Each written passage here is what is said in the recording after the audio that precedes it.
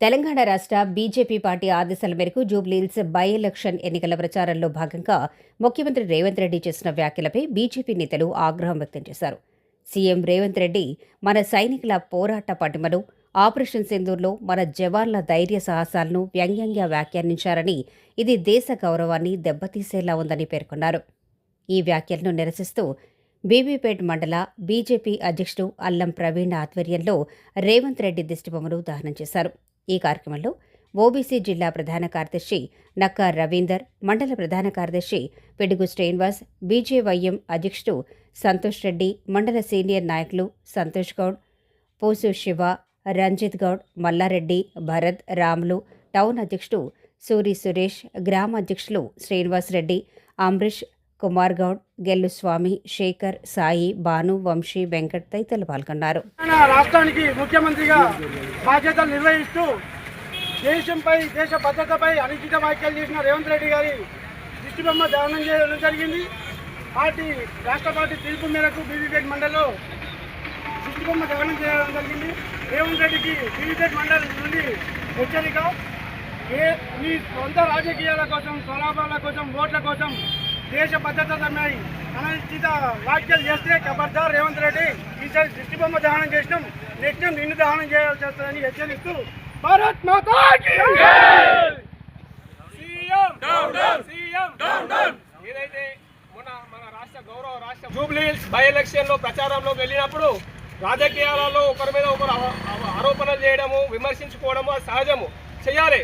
కానీ ఒక అడుగు ముందుకేసి మన రేవంత్ రెడ్డి గారు దేశ భద్రతను అవమానకరంగా మాట్లాడము చాలా బాధాకరము. ఇది టోటల్ భారతదేశ పౌరులను, వాళ్ళ ప్రాణాలను తెగించి పోరాటం చేసే సైనికుల ప్రాణాలకు విలువ లేకుండా చేసి మాట్లాడిన విధానం ఏదైతుందో దాన్ని భారతీయ జనతా పార్టీ తీవ్రంగా ఖండిస్తుంది. అంతేకాకుండా ఈరోజు ఆయన మాట్లాడుతూ చెప్పిండు, ఓలను తన్నుడు కాదు నిన్ను తన్నే కాలమే ముందటున్నదన్న విషయాన్ని రేవంత్ రెడ్డి గారు గ్రహించాలి. ఎందుకోసమంటే దేశ భద్రత కోసం, నిబద్ధతతోటి దేశం కోసం, ధర్మం కోసం పనిచేస్తున్న పార్టీ ఏదైనా ఉందంటే భారతీయ జనతా పార్టీ.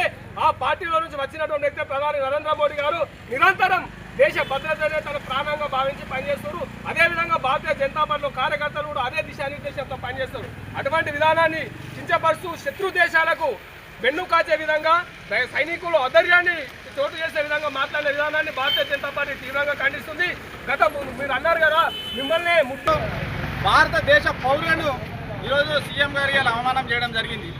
ఇలా కుటుంబాన్ని వదిలి కొంతమంది సైనికులు ఇలా పోయి బార్డర్లో పనిచేస్తూ ఆపరేషన్ సింధూర్ ఆపరేషన్ చేపడితే ఆడ అన్ని టెర్రరిస్టులని ఓడగొడితే ఇలా ఆపరేషన్ సింధూర్ ఏం జరగలేదు మనమాట, ఆడికి వెళ్ళి ఎగవాడు వచ్చినమాట.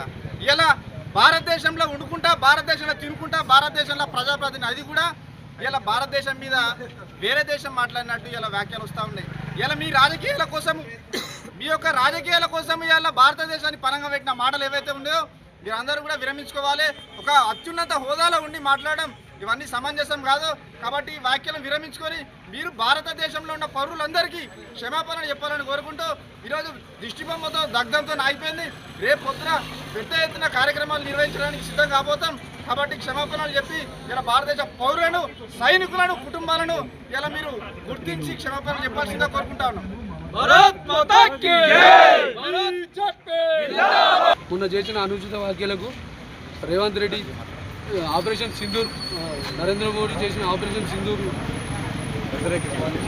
సంఘర్షణలో భాగంగా వాళ్ళు చేసిన అనుచిత వ్యాఖ్యలకు దిష్టిబొమ్మ దగ్ధం చేయడం జరిగింది.